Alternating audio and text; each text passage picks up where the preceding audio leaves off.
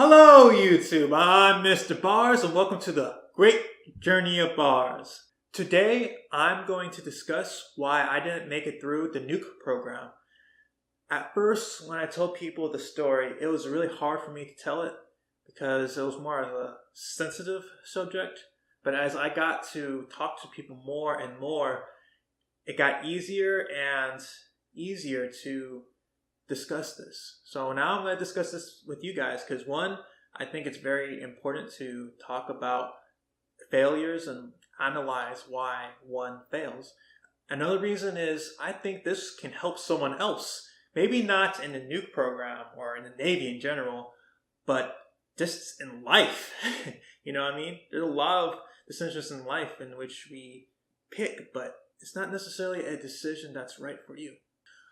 Alright guys, let's get started. This story starts from power school. So in power school, I didn't pass my comp test and I was really disappointed.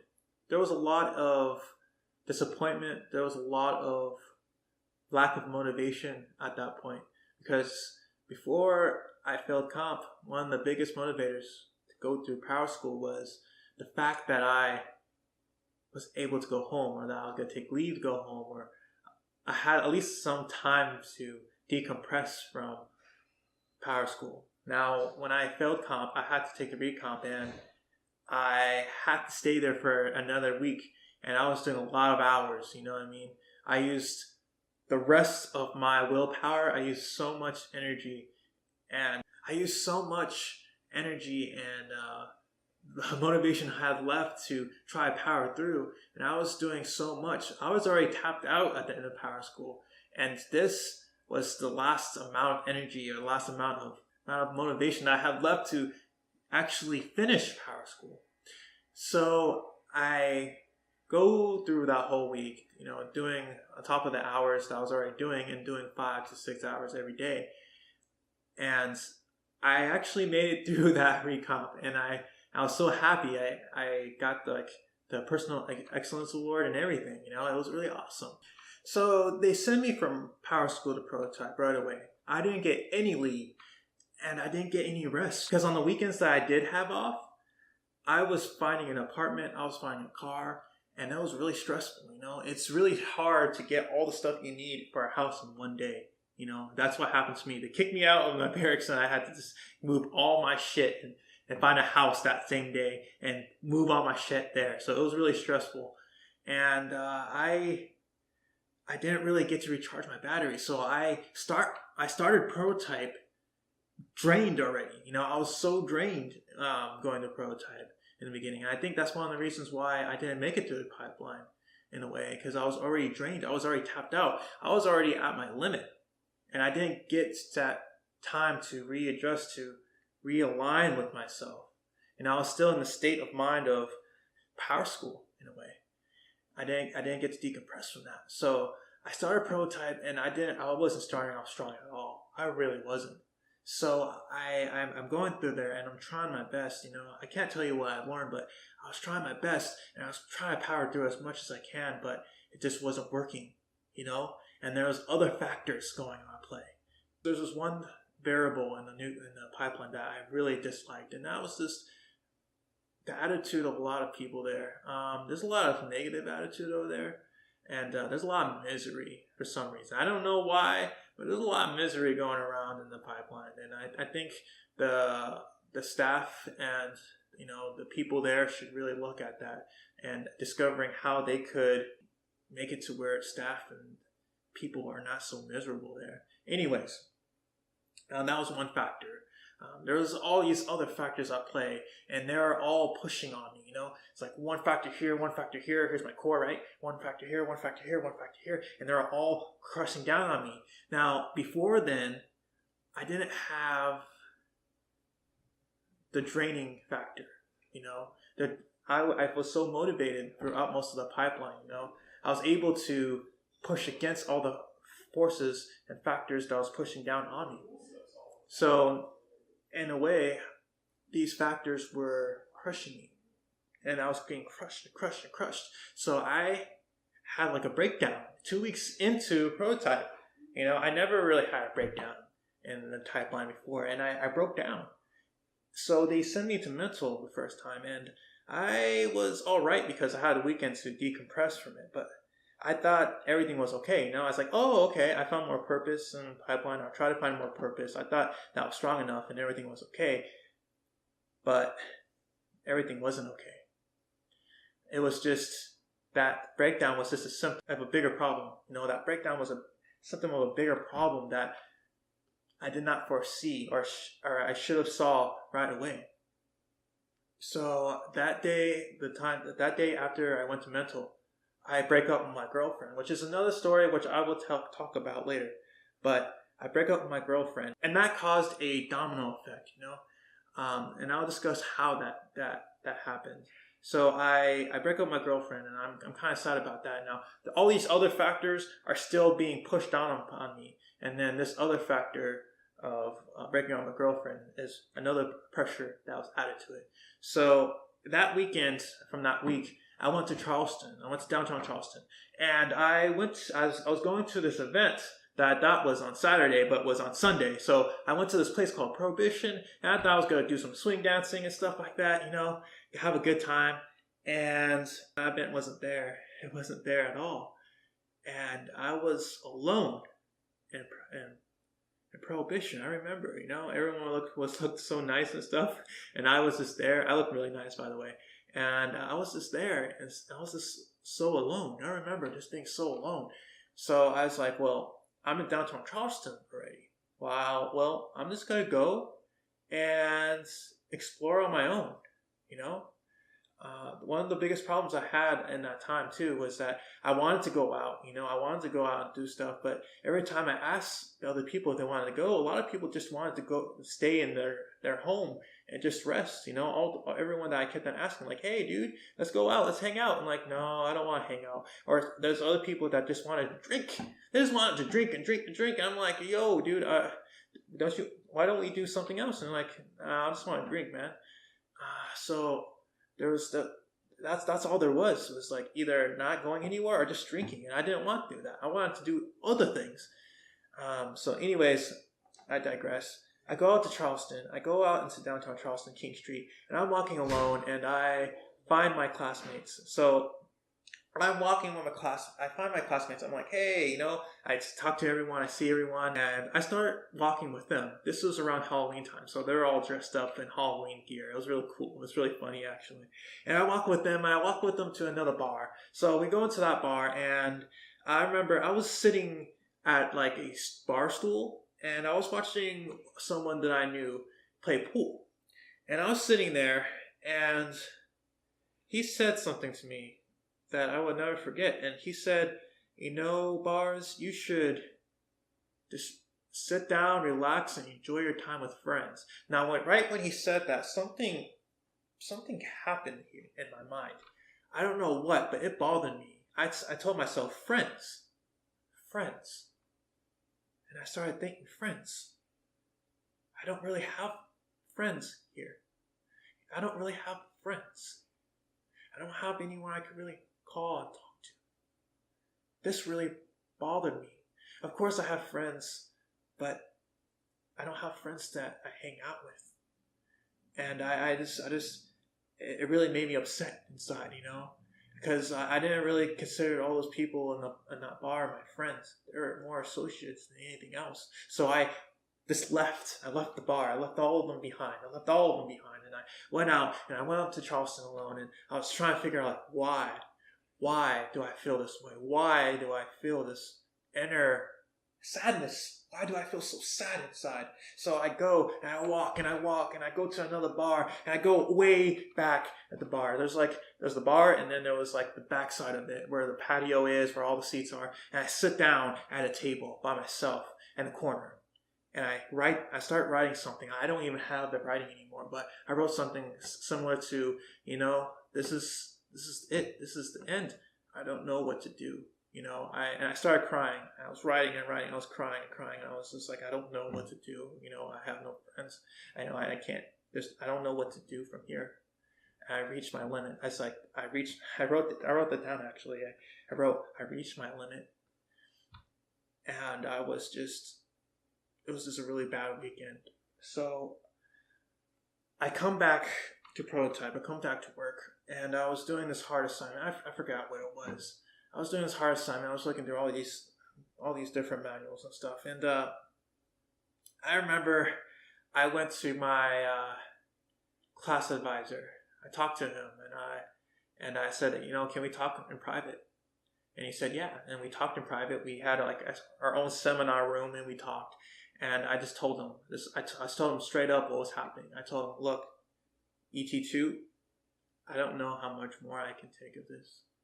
And I told him about the story of how I went to Charleston and how I cried at a bar and stuff like that. And then I told him all this stuff. I told him, I've been suffering this whole time to the pipeline, and every step of the way it gets worse and worse and worse. I'm getting worse and worse and worse, and I don't know how much more I can take of this. And I told him that. But what really caused me to get out of the nuke program was when I told him what I'm about to tell you now. So I tell him all this stuff about the club, about the bar, and all that stuff, and then I tell him this. I was like, ET2, when I was crossing over the Cooper River Bridge, I thought about how my car would have gone off and crashed into the water. Right then and there, ET2 started writing on a piece of paper. And I didn't realize what he was doing until a first class came in. So a first class came into our seminar room, and I started realizing what was happening. He started writing this suicide paper, and I was like, what's going on? I don't understand. I just told him that I thought my car was going off a bridge. It's not like I was actually trying to attempt a suicide or something like that. I was actually going to jump off a bridge. It was just a bad thought. Well, anyways, this is what he told me before I left. He told me, Bars, you shouldn't feel this way. You shouldn't feel defeated every single time you come to work. You shouldn't feel all these feelings you're feeling. And I told him, you're right, ET2. You're definitely right. So I go out and I collect all my confidential material. And it was really funny because the first class was following me around because, he was on suicide duty, I guess, and he had to stay with me per procedure. And it's really weird to me because this guy is following me and I'm not really suicidal or anything. I'm just really sad right now. Anyways, we go to mental, and I'm with this first class, and he's driving me to mental. And on the way, he was asking me, so why would you want to commit suicide? And I'm like, dude, I don't even know what's going on right now. I don't even know what we're talking about. I mean, yes, I had this thought, but it's not that I wanted to really commit suicide. I don't want to do that. Life's too beautiful to do that. Anyways, we get to mental, and I finally see my psychiatrist, and I tell him everything that I told ET2. I told him how I barely made A school and power school, how I've been trying to make this work, and it's been getting harder and harder and progressing for me. I told him about how the weekend went. I told him everything. And this is what he told me. He's like, Bars, sir, I think it's time for a career change for you. I mean, you look really miserable, and you're only on crew. When he said that, he put out his hand, and I really hesitated. I hesitated for a minute, and everything slowed down. Time slowed down, and I looked deep down inside myself, because at that point I had to do some really deep reflection. So I did. I looked deep down in myself at that point, and I detached from everything. I detached from my mind. I detached from my thoughts of what everyone else was thinking. I detached from everything, and I looked deep down. So in this really fast, steep reflection, this is what I visualized. I visualized myself walking down a city block. I was walking down this city block, and everything on the city block was pretty much gone. All the buildings were in rubble and shambles. Everything was not looking good. So I kept on walking down the city block. And I remember I stopped at this one building, and I it was like a deja vu, because it's like I saw this building before, but before then it was a tall, magnificent building, a skyscraper, and now it's just on its base in rubbles and shambles, and I was just like, what happened to this building? So I picked up a piece of this building, this rubble, and I started noticing that it was disintegrating into dust, and the dust was going with the wind and blowing with the wind, and soon enough there was no more. There was no more of this rubble that I had in my hand. And that's when I realized that I knew what I had to do. I realized then that if I continue in the new program, what's going to happen is I'm going to become this building. I'm going to crumble and fall and become dust. Once I become dust, I become nothing. And I knew that I had to do this because I have enough self-love left, and I have enough courage left to make what's wrong right.